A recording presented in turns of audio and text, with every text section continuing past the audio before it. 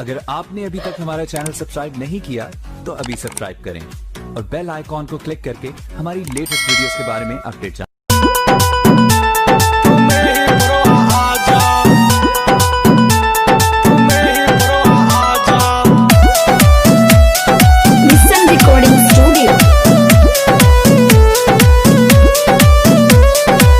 पारा में चुम्मा ले हम शंकरपुर में माजा, तुम्हें ही पुरवा आजा,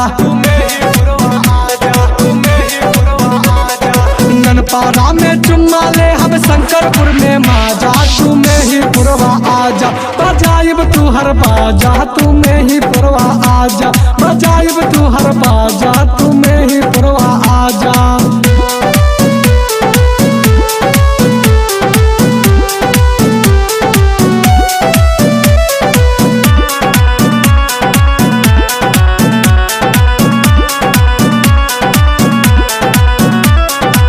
ऋषिया मटेरा तोहके बदला तक घुमाए दे हम, कटरा और चली तोहके खैरा तक टहराए दे हम, कटरा और चली तोहके खैरा तक टहराए दे हम। ऋषिया मटेरा तोहके बदला तक घुमाए दे हम, कटरा और चली तोहके परसौरा घुमाए दे हम। पट्टी और पारेवा मापी आइब तोहके माझा, बजाइब तोहर बाजा, तू नरसिंह आजा, बजाइब तोहर बाजा, तू नरसिंह आजा, बजाइब तोहर बाजा।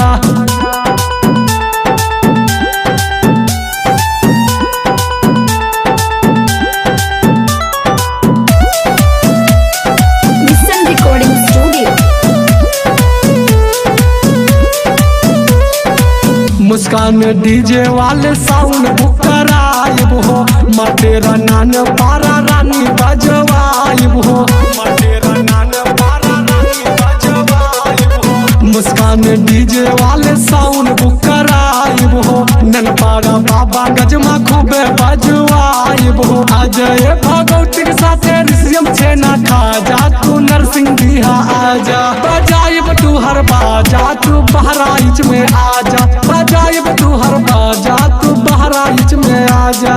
ननपारा में चुम्मा ले हम शंकरपुर में माजा, तुम्हें ही पुरवा आजा, बजाइब तू हर बाजा, तुम्हें ही पुरवा आजा, बजाइब तू हर बाजा, तुम्हें ही पुरवा आजा।